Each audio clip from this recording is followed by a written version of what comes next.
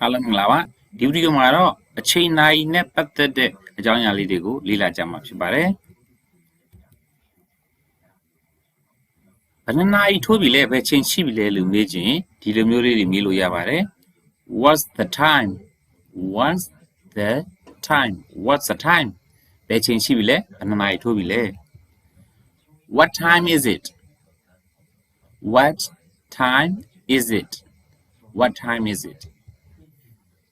Can you tell me the time? Can you tell me the time? Can you tell me the time? ဟုတ်ပါပြီဒီလိုပုံစံလေးနဲ့ပေါ့နော်နှစ်သက်ရပုံစံလေးနဲ့အချိန်နာရီကိုသိချင်မေးလို့ရပါတယ်ကိုကမေးခွန်းဘယ်နှနာရီထိုးလဲလို့သိချင်တာဘယ်ချိန်ရှိပြီလဲလို့သိချင်တာဆိုရင်ဒီသုံးခုတွေကတစ်ခုခုနဲ့မေးလို့ရပါတယ်ကိုအစဉ်ပြေတာနဲ့မေးပါနော်ဒါပေမဲ့သုံးခုစလုံးကိုတော့သိထားပါဘာဖြစ်လို့လဲဆိုရင်တခြားသူကမေးတဲ့အခါမှာသူတို့မေးချင်တဲ့ပုံစံနဲ့မေးမှာဖြစ်ပါတယ်ဒါဆိုရင်ဘယ်ချိန်ရှိပြီလဲဘယ်နာရီထိုးပြီလဲလို့မေးချင် What's the time လို့မေးလို့ရတယ် What time is it now လို့လည်းမေးလို့ရတယ် Can you tell me the time ဒီလိုလည်းမေးလို့ရပါတယ်ဒါဆိုရင်သူများမေးလို့ကိုကပြန်ဖြေမယ်ဆိုရင်ရော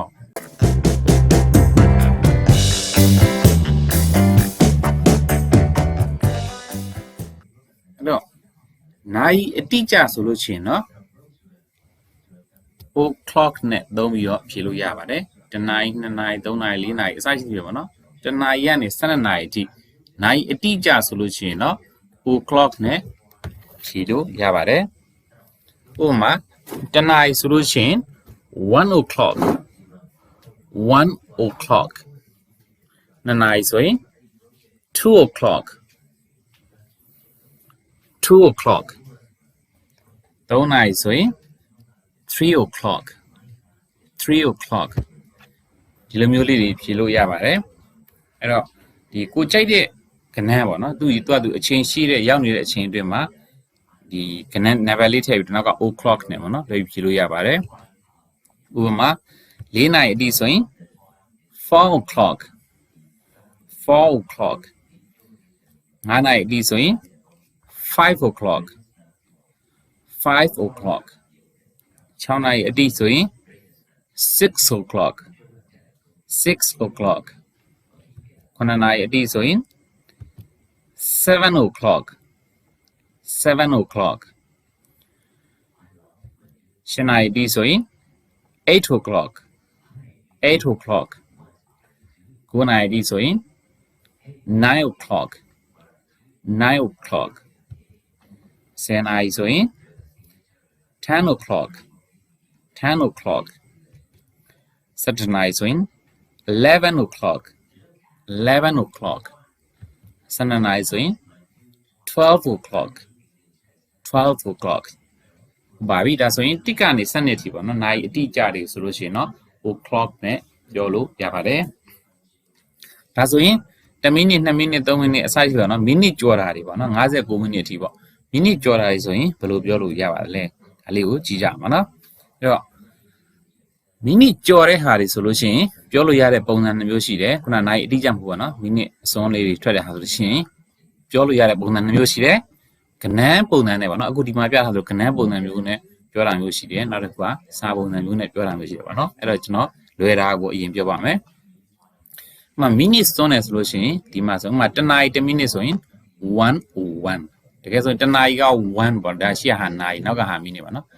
101အဲ့မှာ11လို့မပြောဘဲနဲ့ရှေ့ကနေဘာလေးထည့်လဲဆိုတော့3ညာလေးထည့်ပြီးတော့ပြောပါတယ်အဲ့တော့3ညာကိုဒီမှာ0လို့မပြောဘဲနဲ့ O လို့ပြောပါနဲ့101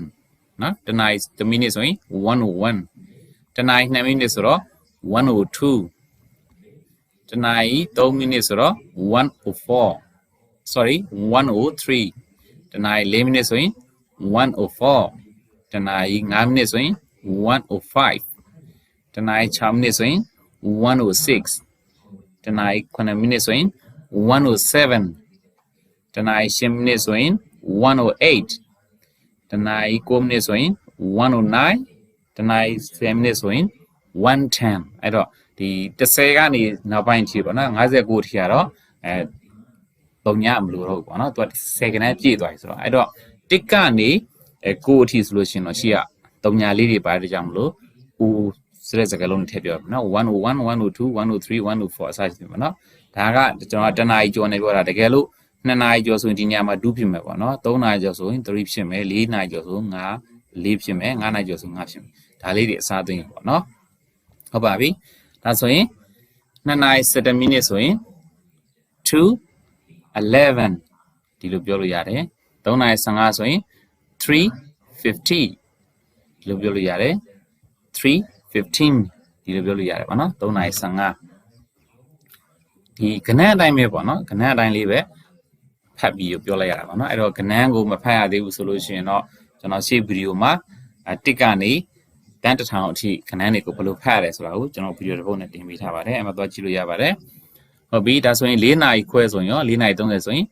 4:30 9နာရီ25ဆိုရင်9:25 7နာရီ43ဆိုရင်8:43 6နာရီ59ဆိုရင်6:59 7နာရီ23ဆိုရင်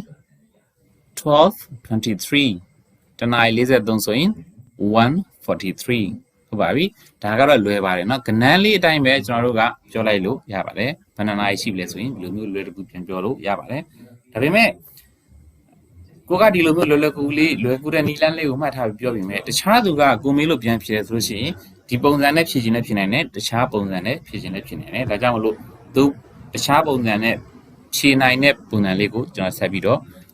ပြောပြပေးပါမယ်ဒီနေရာမှာဒီဒါလေးကိုအရင်သိထားပါเนาะအဲ့တော့ကျွန်တော်တို့ကထိုးဖို့လိုတာဆိုရင်2ဆိုပြီးတော့2နဲ့သုံးပါတယ်ကြော်ထိုးပြီးတော့ကြော်သွားတာဆိုလို့ရှိရင် pass နဲ့သုံးပါတယ်ဥပမာ9နာရီ5မိနစ်ဆိုရင်9နာရီထိုးပြီးကြော်သွားတာဒါဆိုလို့ရှိရင်pass နဲ့သုံးတယ်ဥပမာ9နာရီထိုးဖို့5မိနစ်လိုတယ်9နာရီထိုးဖို့10မိနစ်လိုတယ်15မိနစ်လိုတယ်ဒါမျိုးထိုးဖို့လိုတာဆိုရင်2နဲ့သုံးပါတယ်ဟုတ်ပါပြီနောက်တစ်ခုကအဲ့ဒီမှာ5မိနစ်10မိနစ်ဆို5 minutes 10 minutes လို့ပြောပြမယ်15မိနစ်ဆိုလို့ရှိရင်เนาะအခွာထားလို့သုံးပါတယ်ခွာထားရဲ့တဲ့အဓိပ္ပာယ်ကတော့4ပုံတစ်ပုံပေါ့เนาะတနာရီမှာမိနစ်60ရှိတဲ့ကြောင့်4ပုံတစ်ပုံဆိုတော့15မိနစ်ပေါ့เนาะအခွာထားလို့သုံးပါတယ်ဒီတော့ဒီနေရာမှာလည်းပဲအခွာထားလို့သုံးတယ်လို့တချို့ကလည်းပဲ e ကိုဖြတ်ပြီးတော့ခွာထားလို့သုံးတာရှိပါတယ်ဒါကြောင့်မလို့ကျွန်တော်နောက်မှာရှင်းပြလို့နမူနာပေးရင်လည်းပဲအခွာထားနဲ့လည်းပြောမယ်ခွာထားနဲ့လည်းပြောမယ်ပေါ့เนาะ a ပါတာနဲ့မပါတာပေါ့เนาะအဲ့တော့တကယ်ပုံစံဒီ formal english ကတော့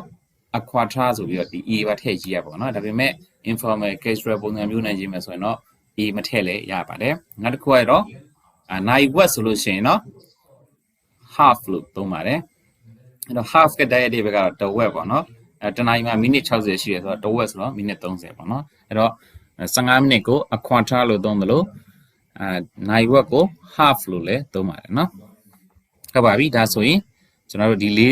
လေးချက်လေးကြည့်ရင်ရပါပြီဒါဆိုရင်ကြည့်လိုက်အောင်အဲ့တော့ကျွန်တော်ဒီမှာနိုင်လေးကိုဒီမှာဒီဘက်တစ်ချမ်းလေးကိုအမဲရောင်လေးသုံးထားပြီးတော့ဒီဘဲဘက်တစ်ချမ်းလေးကိုပေါ့နော်အဖြူရောင်လေးသုံးထားတယ်အဲ့ဒါကအကြောင်းရှိပါတယ်ဘာလို့လဲဆိုရင်ဒီဘက်နိုင်ဝက်ပေါ့နော်မိနစ်30အထိကိုဆိုလို့ရှိရင် pass လို့သုံးပြီးတော့ကြော်တာနဲ့သုံးပြီးတော့ဒီ31ကနေ59အထိဆိုလို့ရှိရင်တော့လိုတာနဲ့သုံးမှာပေါ့နော်2နဲ့သုံးမှာဖြစ်ပါတယ်ဟုတ်ပြီဒါဆိုလို့ရှိရင်9နာရီ1မိနစ်ဆိုရင်1 past 7 1 past 71မိနစ် join 1 past 2မိနစ် join 2 past 3မိနစ် join 3 past 4မိနစ် join 4 past 5မိနစ် join 5 past ပေါ့နော်ဒီလိုမျိုးပြောလို့ရတယ်နောက်မှာကတော့နာရီကိုပြောမှာဖြစ်ပါတယ်စောကပုံစံနဲ့ဘာကွာသွားလဲဆိုရင်စောပုံစံကတော့သူကဒီတိုင်းပဲခဏတိုင်းပဲအစင်လိုက်ပြောတာဖြစ်တယ်9နာရီ3မိနစ်ဆိုရင်7:03ပေါ့နော်အဲ့တော့နာရီကအရင်လာတယ်မိနစ်ကဒုတိယလာတယ်ဒီမှာတော့ဒီလိုပုံစံနဲ့ပြောမယ်ဆိုရင်တော့မိနစ်ကအရင်လာပါတယ်ပြီးကမှနာရီလာပါတယ်9နာရီ1မိနစ်ဆိုရင်1 past 7 9နာရီ2မိနစ်ဆိုရင်2 past 7 9နာရီ3မိနစ်ဆိုရင်3 past 7 9နာရီ4မိနစ်ဆိုရင်4 past 7 9နာရီ5မိနစ်ဆိုရင်5 past 7เนาะဒီမှာလေးရေးပြထားတယ်မိနစ်ကိုအရင်ပြောရတာဖြစ်ပါတယ်အဲ့ဒီမှာတော့9နာရီရလဲ9နာရီ3မိနစ်ပြထားပါတော့ဒီမှာခဏနဲ့လဲ9နာရီ3မိနစ်ဒါကြောင့်မို့ဒီမှာအမှန်ချစ်လေးရေးပြထားတာဖြစ်ပါတယ်ဒါဆိုရင်9နာရီ6မိနစ်ဆိုတော့6မိနစ်ကျော်ဆိုတော့6 past ပေါ့နော်6 past 7 6 past 7 9 minutes ဆိုရင်7 past 7 10 minutes ကျော်ဆိုရင်8 past 9 minutes ကျော်ရင်9 past 10 minutes ကျော်ရင်10 past ပေါ့နော်အဲ့တော့ကျွန်တော်ဒီမှာတော့9နာရီဒီနဲ့ပဲနမူနာပေးတာဖြစ်ပါတယ်တကယ်လို့ question နာရီကျော်ဆိုလို့ရှိရင်လည်းဒီနေရာမှာ8ပေါ့နော်9နာရီကျော်ဆိုလည်း12နာရီကျော်ဆိုလည်း12ပေါ့ဒီလိုမျိုးအစားသွင်းပြီးတော့ပြောလို့ရပါတယ်အဓိကမှတ်ထားမှာကတော့ minute ကိုအရင်ပြောပါတယ်ဟုတ်ပြီဒါဆိုရင်9နာရီ7 minutes ဆိုတော့7 minutes ကျော်တယ်ဆိုတော့7ဆိုတော့11ပေါ့နော်11 past 7 9နာရီ7 minutes ဆိုရင်12 past 7 9နာရီ73ဆိုရင်13 past 7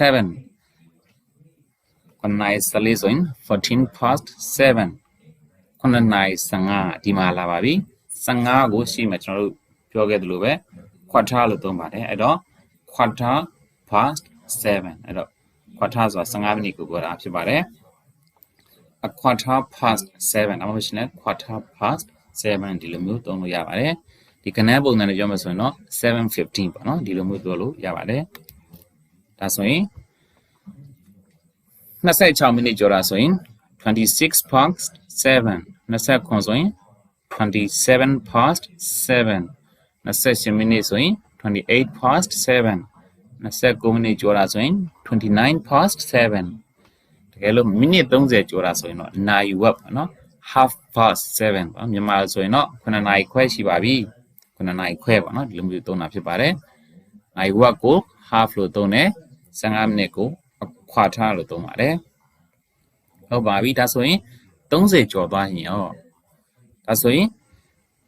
30ကျော်သွားပြီဆိုတော့ကျွန်တော်တို့ဒီဘက်အဖြူရောင် line လေးပဲရောက်သွားပြီပေါ့နော်အဖြူရောင် line လေးပဲဆိုရင်9နာရီ36ဆိုတော့9နာရီ36ဆိုရင်7:36လို့ပြောလို့လဲမှားတော့မမှားဘူးဒါပေမဲ့အဲ့လိုမသုံးတော့ဘူးပေါ့နော်ဒါဆိုရင်ဘယ်ဘက်နဲ့နှီးသွားရင်လဲဆိုတော့8နာရီထိုးကိုနဲ့နှီးသွားပြီဒါဆိုရင်ဥပမာအဖြစ်ဒီမှာဆိုရင်ပြထားပါနော်ဒါဆိုရင်9နာရီ35ဒါဆိုရင်9နာရီ35ဆိုတော့8နာရီထိုးဖို့25မိနစ်လိုတယ်အဲ့တော့ထိုးဖို့လိုတာဆိုတော့2သုံးတာပေါ့နော်ထိုးဖို့လိုတာဆို2သုံးတယ်ဒါဆို25မိနစ်လိုတာဆို25အဲ့တော့25မိနစ်လိုရဆို25 to ဒီလိုမျိုးပေါ့နော်25 to 8ရှင်းနိုင်ထိုး25မိနစ်အဲ့မှာသတိထားမှာက7နဲ့မမှားမိစေနဲ့ပေါ့နော်ဘာဖြစ်လဲဆိုတော့7နဲ့25 to 7ဆိုရင်9နာရီထိုးဖို့25လို့ဖြစ်သွားမယ်အဲ့ဒါဆိုရင်တော့6နာရီ35နဲ့မှားသွားမှာပေါ့နော်ဟုတ်ပါပြီအဲ့တော့ဒီလိုလေးပြောရင်သတိထားဖို့လိုပါတယ်အဲဆိုရင်9နာရီထိုးဖို့28မိနစ်ဆိုရင်27 to 8 sorry 8နာရီထိုးဖို့28မိနစ်ဆိုရင်27 to 8 28မိနစ်လိုတာဆိုရင်28 to 8 29မိနစ်လိုတာဆိုရင်29 to 8အစရှိတယ်နော်29ကနေ29 28 29 26 25အစရှိတယ်နော်4 3 2 1နော်တမိနစ်လိုအထိကိုအဲ့လိုမျိုး2နဲ့သုံးလို့ရပါတယ်ဟုတ်ပါပြီဒါဆိုရင်ဒီမှာကြည့်အောင်ပါဒါဆိုရင်9နာရီ45အဲ့တော့ကဏ္ဍနဲ့ပြောမယ်ဆိုတော့7:45လို့ဒီတိုင်းလေးပြောလို့ရတယ်ဒါပေမဲ့စာအနေနဲ့ပြောမယ်ဆိုလို့ရှိရင်တော့8နာရီထိုးဖို့15မိနစ်လိုတာပေါ့နော်ဒါကြောင့်15မိနစ်ဆိုတော့ quarter 8နာရီထိုးဖို့လိုတာဆိုto 8 quarter to 8ဒီလိုမျိုးသုံးလို့ရပါတယ်ဟုတ်ပါပြီဒါဆိုရင်တော့9နာရီ55 7:55လို့ပြောလို့ရတယ်လို့8နာရီထိုးဖို့5မိနစ်ဆိုတဲ့စကားအနေနဲ့5 to 8လို့လည်းသုံးလို့ရပါတယ်8နာရီအတိဆိုတော့ဟိုရှိဆုံးမှာပြောခဲ့တဲ့အတိုင်းပါနော်8 o'clock ဖြစ်ပါတယ်9အတိဆိုတော့ o'clock နဲ့သုံးပါတယ်ဟုတ်ပြီဒါဆိုရင်နိုင်လေးတွေကိုကြည့်ပြီးတော့ကျွန်တော်တို့ဘယ်နှနာရီလဲဆိုတာကိုလေ့လာကြည့်အောင်အဲ့တော့မေးခွန်းလေးပါတစ်ခါတည်းပြောမယ်ပေါ့နော် what's the time ဘယ်နှနာရီထိုးပြီလဲဒါဆိုရင်ဒီမှာပြထားတယ်10နာရီ4မိနစ်အောက်မှာလဲလို့ပြထားတယ်ဒါဆိုရင်ဒီတိုင်းပြောမယ်ဆိုရင်ခဏနေပြောမယ်ဆိုရင်10:04 it's 10:04ရှေ့ကနေ it's ဆိုတဲ့ချက်ပေါ့နော်ဒီ ing apostrophe s ပေါ့ it's 10:04ဒီလိုမျိုးပြောလို့ရသလို10နာရီထိုးပြီးလို့4မိနစ်ကြာဖြစ်ကြမလို့4 past 10လို့သုံးလို့လည်းရပါတယ် it's 10:04 10နာရီ4မိနစ်ရှိပြီဒါမှမဟုတ်လေရှင်လေ it's 4 past 10 10နာရီ4မိနစ်ရှိပြီအတူတူပဲเนาะအဲ့ဒီပဲကတော့အတူတူပါပဲရေးတဲ့ပုံစံလေးကွာတာဖြစ်ပါတယ်သူများပြောရင်လည်းနားလည်အောင်ပေါ့နော်ကိုပြောရင်လည်းကြိုက်တယ်လို့ပြောလို့ရတယ် what time is it banana ထိုးပြီလေအချင်းရှိပြီလေဒါဆိုရင်ဒီမှာ8နာရီနဲ့9မိနစ်ခဏနေပြောမယ်ဆိုရင်8:07 it's 8:07ဒီလိုမျိုးပြောလို့ရတယ်လို့စာပုံစံပြောမယ်ဆိုရင်7 past 8 it's 7 past 8ဒီလိုမျိုးသုံးလို့လည်းရပါတယ်ဒါဆိုရင်နောက်တစ်မျိုး can you tell me the time ဘယ်ချိန်ရှိပြီလဲပြောရပါလားဘယ်နိုင်ထိုးပြီလဲသိပြရစေဘာနော်ဒီလိုပုံစံမျိုးပေါ့အဓိပ္ပာယ်အတူတူပါပဲနိုင်မေးတာဒါဆိုရင်ဘယ်လိုပြောမလဲ it's 5:10လို့ပြောလို့ရတယ်လို့10 past 5လို့သုံးလို့လည်းရပါတယ် it's 5:10ဒါမှမဟုတ်ရှင်လဲ it's 10 past 5ဒီလိုမျိုးသုံးလို့ရပါတယ်ဟုတ်ပြီဒါဆိုရင်နောက်ထပ်မိခွန်းလေးတစ်ခုလောက်မေးကြည့်ပါဘယ်နှစ်နိုင်ထိုးပြီလဲဆိုတော့ကျွန်တော်မမေးတော့ပါနော် Can you tell me the time ဖြစ်ဖြစ် what time is it ဖြစ်ဖြစ် what's the time ဖြစ်ဖြစ်ကြိုက်တာမေးလို့ရနော်ဟုတ်ပြီဒါဆိုရင်ဒါကိုဘယ်လိုပြောမလဲ9:15ဒီလိုမျိုးပြောလို့ရတယ်လို့စာအနေနဲ့ပြောမယ်ဆိုရင်ဒီမှာ15 past 9လို့တော့မပြောနဲ့ပါနော်မှားတာတော့မမှားပါဘူးဒါပေမဲ့ဘယ်လိုသုံးမလဲ quarter past 9လို့သုံးမယ်နော်15မိနစ်ကို quarter လို့သုံးမယ်ဟုတ်ပြီ what time is it ဒါဆိုလို့ရှိရင်နော်12နာရီခွဲဆိုတော့ 12:30လို့သုံးလို့ရတယ်လို့ half past 12နော်12နာရီခွဲဒီလိုမျိုးသုံးလို့ရပါတယ်ဒါဆိုရင် what's the time 3:33ဆိုတော့ခဏနေပြောမယ်ဆိုတော့ 3:33ဒီလိုပြောလို့ရတယ်လို့စာအနေနဲ့ပြောမယ်ဆိုရင်ဘယ်နှစ်နာရီထိုးဖို့လဲ4နာရီထိုးဖို့ဘယ်နှမိနစ်လို့ရလဲ29မိနစ်လို့တာဒါဆိုရင်27 to 4ဒီလိုမျိုးသုံးလို့လည်းရပါတယ် it's 3:30ဒါမှမဟုတ်လို့ရှင်လဲ it's 3:33ဒါမှမဟုတ်ရှင်လဲ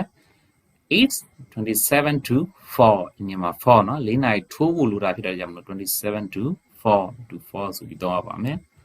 ဒါဆိုရင်ဒီမှာဆိုရင်9နာရီ45အဲ့တော့9နာရီ45ဆိုဘယ်နဲ့6နာရီထိုးဖို့ဘယ်လောက်လိုရလဲ15မိနစ်လိုတာဒါဆိုလို့ရှိရင်တော့5 is 5:45လို့သုံးလို့ရတယ်လို့15မိနစ်ဆိုတော့